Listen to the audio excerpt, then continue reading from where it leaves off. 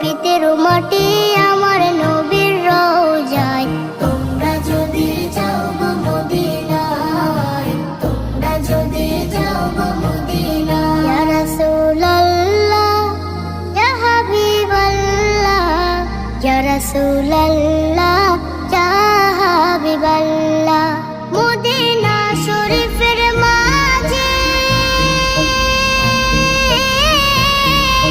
বেহেশতের বাগান আছে, সেই বাগানে শুয়ে আছেন, সেই বাগানে শুয়ে আছেন প্যারা নবী মুস্তাফা।